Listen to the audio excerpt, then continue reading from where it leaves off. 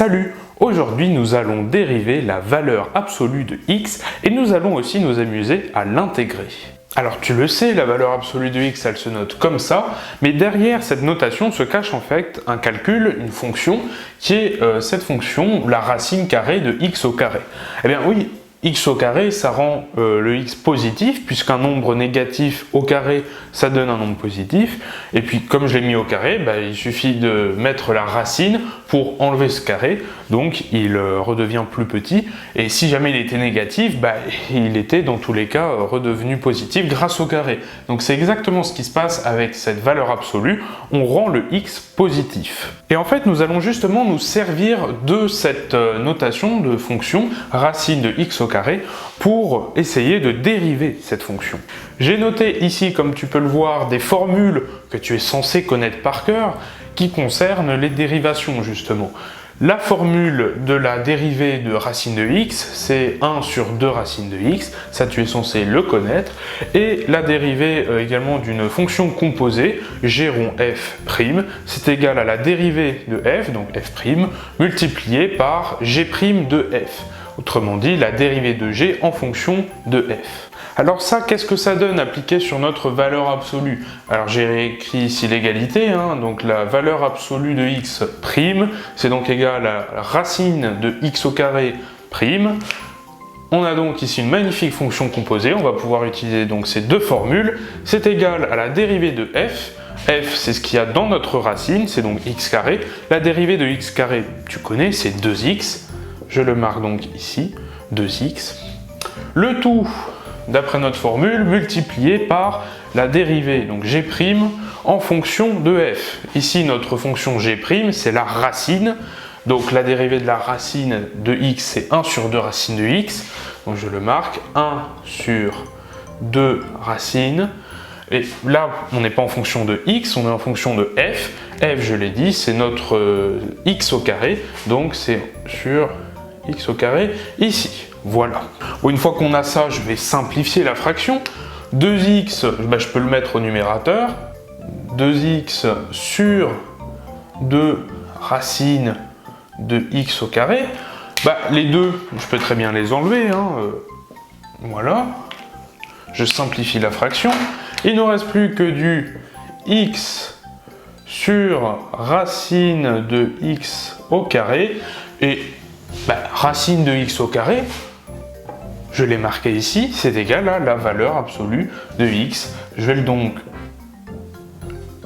le marquer, x divisé par la valeur absolue de x. Et c'est bon, on a terminé. On ne peut pas trop simplifier plus que ça.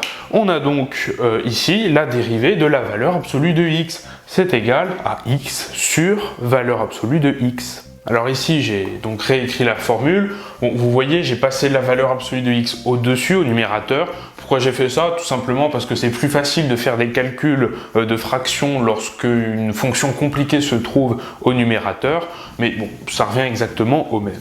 Bon, maintenant que j'ai fait ça, je vais m'amuser à calculer la dérivée seconde. Pourquoi pas? f', pour ceux qui l'appellent comme ça, f'' de x. C'est donc égal à valeur absolue de x sur x prime. On va donc ici utiliser une nouvelle formule que tu connais par cœur, normalement. U sur V', c'est égal à U'V moins UV' sur V carré. Oui, ici on a bien du U et du V, deux fonctions que l'on va pouvoir donc dériver. Voilà, ici je t'ai noté donc les U, les U', le V et le V'. On va donc pouvoir utiliser la formule. On a donc U'V, donc c'est-à-dire valeur absolue de x sur x multiplié par v, donc fois x, moins uv', donc moins valeur absolue de x fois v', c'est-à-dire fois 1, le tout divisé par v carré. V carré, donc divisé par x carré.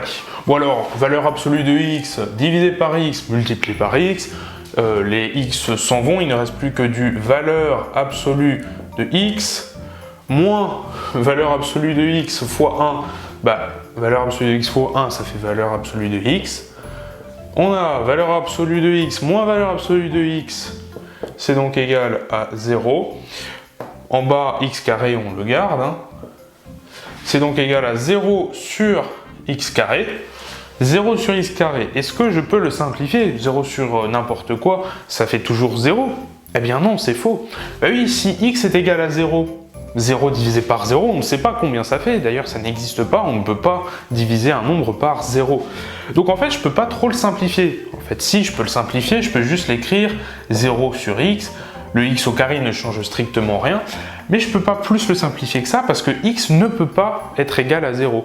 Je ne peux pas écrire ici que ça fait juste 0. Eh bien oui, puisque notre fonction, si on trace 0 sur x, il y aura un trou au niveau du 0. Ce sera une fonction complètement plate, complètement constante, qui vaudra toujours 0, sauf quand x vaudra 0. Voilà, alors je pourrais m'amuser à dériver encore, sauf qu'en fait, je te l'annonce, ça fera toujours 0 sur x. On aura toujours une fonction constante qui vaudra 0, sauf quand x sera égal à 0, on aura un trou, et ça sera comme ça, même pour la dérivée troisième, la dérivée quatrième, etc. Mais maintenant, ce qui va nous intéresser, c'est de trouver les primitives de la valeur absolue de x. On va cette fois-ci intégrer la valeur absolue. Alors les formules vont être un petit peu compliquées. Ce que je vais faire, c'est que je vais te donner le résultat et on va montrer que ça fonctionne bien. Voilà, je viens de te le marquer. La primitive de la valeur absolue de x, c'est x multiplié par valeur absolue de x, le tout divisé par 2. Et on va vérifier que ça marche. Voici une nouvelle formule que tu es aussi censé connaître par cœur. UV', c'est égal à U'V plus UV'. Ça, tu dois l'apprendre. Ce qui fait qu'on va pouvoir calculer ici x fois valeur absolue de x, cette dérivée de cette fonction, c'est donc égal à x' multiplié par valeur absolue de x plus x fois v', donc c'est-à-dire valeur absolue de x', le tout divisé par 2.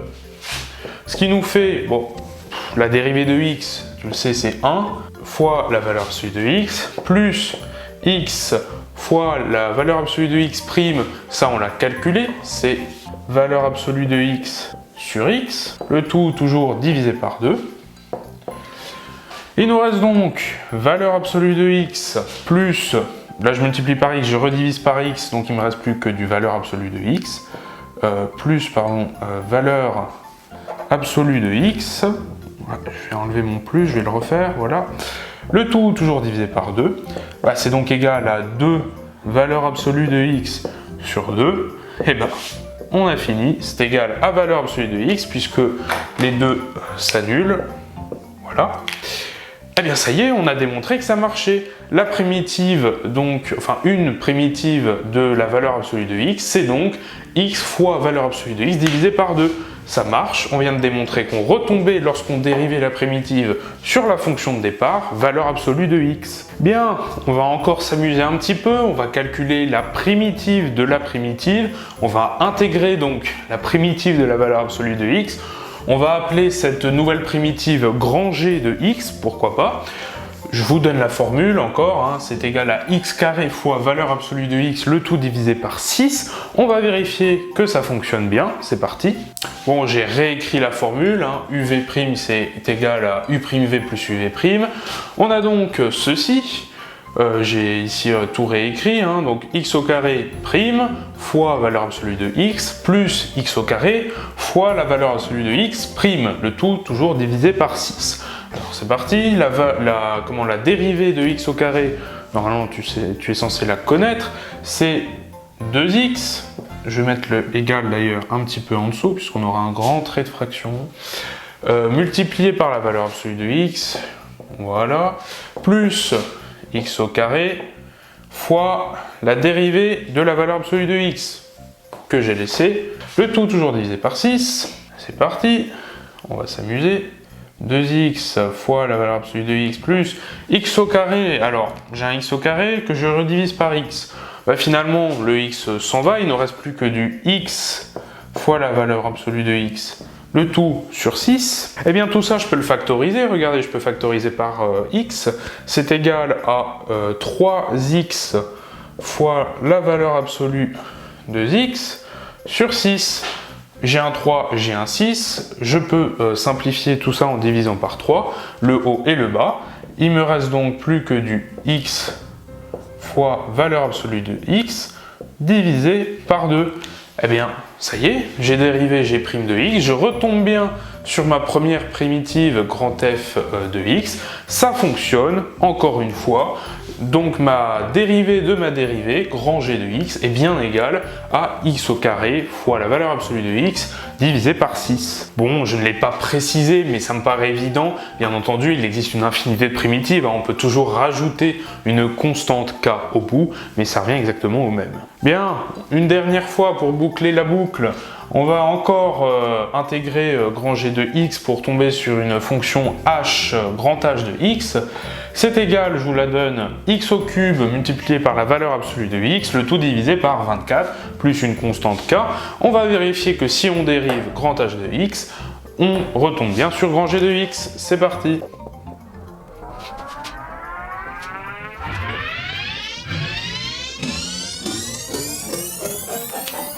Bien, j'ai encore utilisé la fameuse formule u'v plus uv'. On retombe là-dessus, x au cube prime fois valeur absolue de x plus x au cube fois donc la valeur absolue de x sur x, qui je le rappelle est la dérivée de valeur absolue de x, le tout divisé par 24. Ce qui nous donne, on peut le simplifier, la dérivée de x au cube, tu la connais, c'est 3x carré, multiplié par la valeur absolue de x plus x au cube fois cette fraction-là, le x peut s'en aller, il ne me reste plus que du x au carré fois la valeur absolue de x, le tout que je divise par 24, je peux encore factoriser, allons-y. J'ai donc du 4x carré, le tout multiplié par valeur absolue de x sur 24. Je peux tout diviser par 4, le haut et le bas, ce qui me fait x au carré fois la valeur absolue de x, le tout divisé par 24 divisé par 4, ça fait 6, puisque 4 fois 6, 24, si tu as bien appris tes tables de multiplication, bravo. Il me reste donc x au carré multiplié par la valeur absolue de x, le tout sur 6. Eh bien, bingo! Grand G de x, c'est bien égal à x au carré fois la valeur absolue de x divisé par 6. C'est bon, on a vérifié que la dérivée de grand H de x était égale à g de x. Bon voilà, j'aurais pu continuer encore, mais bon, on va s'arrêter là. Vous avez compris le principe. D'ailleurs, on remarque qu'il y a peut-être une formule qui se cache derrière, puisqu'ici j'avais du x, là j'ai du x puissance 1, ça revient au même. Ici du x puissance 2, ici du x puissance 3. Pareil pour les dénominateurs, on a l'impression qu'ils augmentent de manière assez bizarre. En fait, derrière ces dénominateurs se cachent des factoriels. Voilà. Et puis, de manière générale, en fait, la formule, c'est celle-ci. Si on appelle f puissance n la primitive nième de f de x égale valeur absolue de x, alors f puissance n est égal à x puissance n fois la valeur absolue de x, le tout divisé par n plus 1 factoriel. Ça, c'est la formule pour trouver toutes les primitives de la valeur absolue. Voilà, j'espère que cette petite épopée sur la valeur absolue t'a intéressé. Si c'est le cas, n'hésite pas à t'abonner à la chaîne, à laisser évidemment un pouce bleu et un commentaire pour donner ton avis. Et sur ce, moi je te dis à la prochaine. Salut!